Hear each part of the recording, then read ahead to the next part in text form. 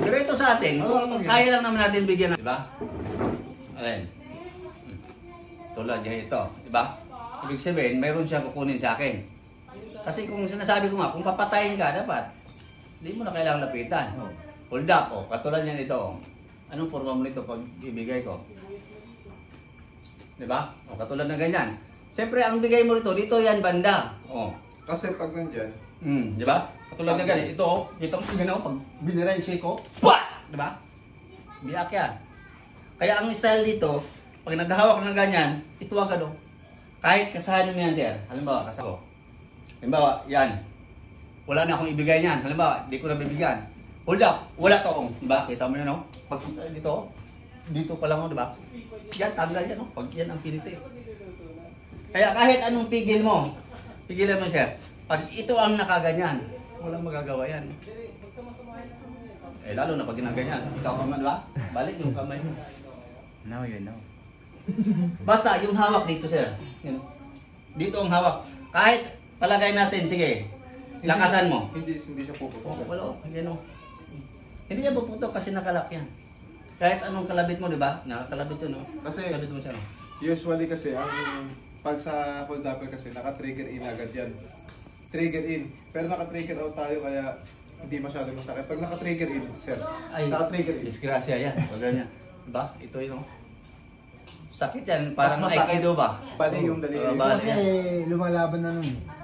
Kasi pag ginawa yan ni sir yan, bali na yung ito kasi, at saka sir, di ba pag nakaganyan ka, hindi mo makakabit. Hindi yan kasi hindi ito gagalaw eh. Hindi gagalaw yung side mo. Kasi naka-pin. Tulad ng ganyan, abot kamay ko. Pag ako gumalaw niya, pa! Diba? Wala ano yan. Hindi ko na kailangan hawakan pa yan. Kasi pag ganun mo pa lang, hindi pa din. Kasi syempre, pag ano kasi hindi alam nung ano sir. Kung anong gagawin, kaya medyo kumpiyansa ka, di ba? Medyo kumpiyansa ka. Magaan ang hawak. Kasi katulad niya, higpitan mo lang kunti siya, pitikin ko lang kunti ha. Tignan mo, ganyan o. Diba? Birahin mo agad to. Kung hindi ka ready, tatalsik na yung balon mo. Kaya dito, hindi kami humahawak. Katulad yan, eh paano naman kung ako mag-hold up, diba? Yan. Paano mo dito sa likod, diba?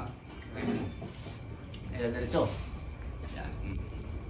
Yan ang mahirap ngayon, diba?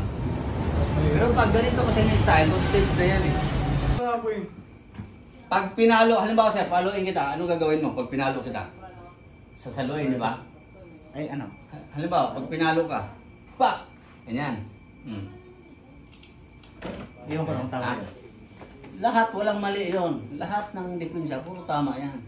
Kasi kaya nga ginawang depensa yan, kasi walang mali yon. Pag pinalo ka, matik yan.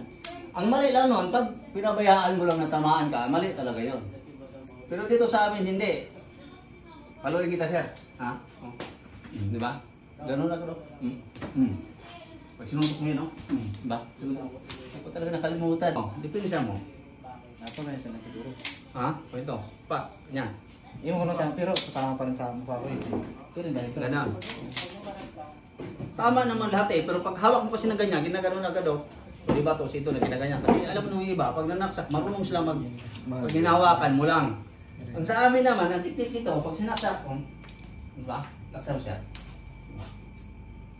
Ganun na siya kasimple. Kasi ang tawag dito kasi elastic. Pag pitikin mo yan siya. Yan, yan. Black yun. Pitik. Pitikin mo pa. Yan, pitikin mo siya. Masakit yan. Iba kasi yung black. Halimbawa, saksa ka sa akin. Slow mo lang para di ka masakta din. Iba kasi yung ginagawa yung pinipitik. Times 2 kasi yung sakit. Pero siya, sir. Kaya katulad dito, di ba? Kung saksakin mo, no? Kita man mo kamay ko, di ba? Para madubihan yung ano ko. Kasi kagahapon ang dami kasi kagahapon. Kaya iba yung ano. Ayan o. Dito kasi yung pinukuha o. Kahit lakasan kasi yan, hindi talaga aabot. Bakit? Itong tulad ito, di ba? Kaya pag yan ang tumatama.